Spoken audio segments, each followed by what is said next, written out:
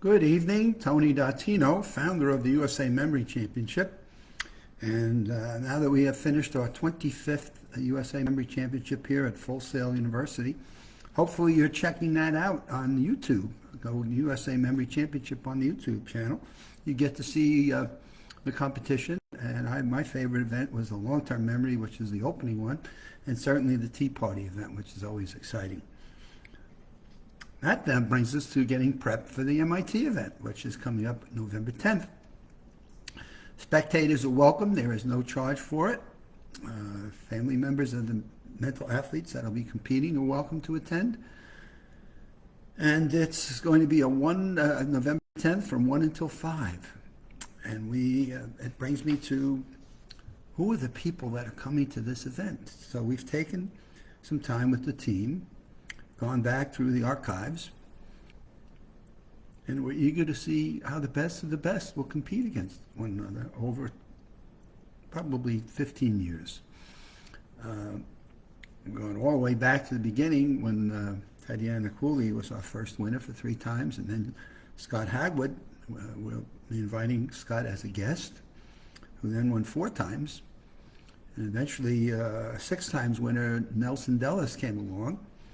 And when I first heard Nelson interviewed, he was talking about his grandparent that suffered from Alzheimer's and worried about what might happen to him if a grandparent could suffer through it.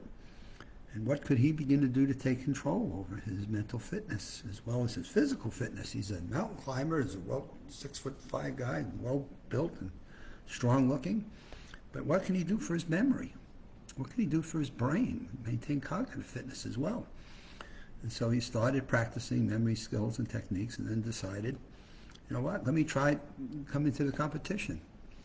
And within a couple of years, he was winning, and he's just gotten better and better. And in this past year's event, he just came along at 40 years old and said, you know what, I'm going to just do this again. And sure enough, championship number 6 came about. So congratulations to him, and he will be at MIT. And he'll be challenged by a group of people, starting with someone like Ronnie White, who's a 2-time memory champion. He'll have a couple of people there that have won on the virtual competitions that we've done over the last several years since COVID. And we've gone back through the years and inviting people that have won or placed first, second, or third. So it's really the cream of the crop of 25 years of the USA Memory Championship. And we have got 15 people that have accepted the invitations, and that's our limit. So at this point, we've put a cap on it.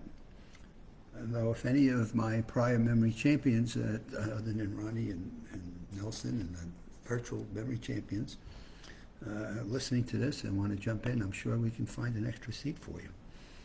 But that's important because over the years, we've had a number of people that are very interesting in terms of what they've done.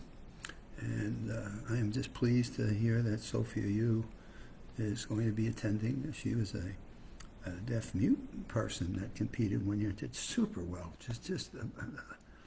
He got a standing ovation from the crowd at Con Edison at that time.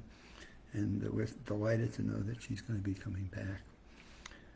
Josh Fall was another winner, champion, that wrote the book Moonwalking with Einstein. And I'm always appreciative of the fact that by a hair, Josh did win the competition and subsequently wrote a book, Moonwalking with Einstein, that has turned out to be one of the most popular advertisements that we have for the USA Memory Championship.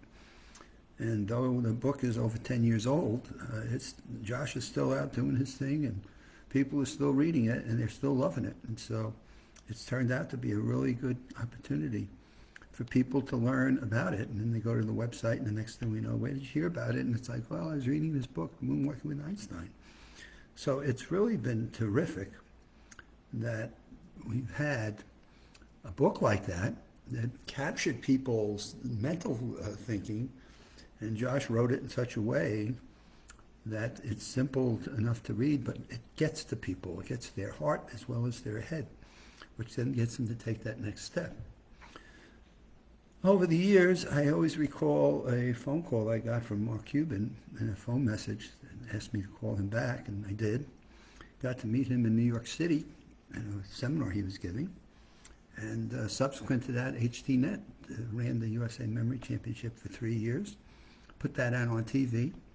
And at that time, we weren't getting a lot of diversity. We weren't getting a lot of mix in mental athletes. We were getting a number of the same ones coming back year after year. And the HDNet producer was looking for more, a wider range of new people, similar to Survivor show that we now see for like 25 years. So it was that type of show that they were looking for. And though we've been at this for 25 years, we don't get thousands of people that are trying to apply to see if they can go spend 39 days on an island or somewhere. We get them to put their brains on display. And as I've said over and over again, I think you can get people to get on a stage and get naked faster and easier than we can get them to put their brains on display, which is really, wow, this is like my whole being. It's like who I am is represented by how well my head works and my thinking is, and how well I can remember people's names, and how well I can remember bank account numbers and what my credit card numbers may be, or unless I've got them on my iPhone. And so if we don't have an iPhone around, it's interesting to watch how people go about doing their thing and trying to recall information that's important to us. Like, where did I leave my car keys? Or what did I not buy at the grocery store? And here we are in the middle of prepping for a hurricane, which is coming up this week. And I'm in Windermere, Florida. We're at the back end of the Magic Castle at Walt Disney World here. We're a couple of miles away. We get to see the nightly fireworks, but we're in that zone of Orlando area, and of course watching the weather reports and how that's changing. And so there is going to be a memorable series of days that are coming up. And so if you don't see me back here on Wednesday, that's okay. We'll get back here as soon as power and everything is up, and we'll pick this up. So if I'm out of action on Wednesday, Friday of this week, just stay with me. My goal is to get back on here as soon as power and safety is here, and I'll pick it up again and take it from there. But for now, I want to keep you focused on the MIT event, November 10th. And any of you that are hearing this are up in the Northeast and near Cambridge, Mass., send me an email on the USA Memory Championship website, and we'll make sure that we got a seat for you, because we're expecting a good turnout for it. They're going to get to see the best of the best. MIT is putting out $10,000 in prize money for it, so 5, 3, and 2 will go to first, second, and third. And they're putting some of their top people on this that will put together a phenomenal event. Lumos Labs will be there, putting some of their games out for people to see. So we're thrilled with the fact that they will be a part of this event. They've been part with us now for about 5 or 6 years.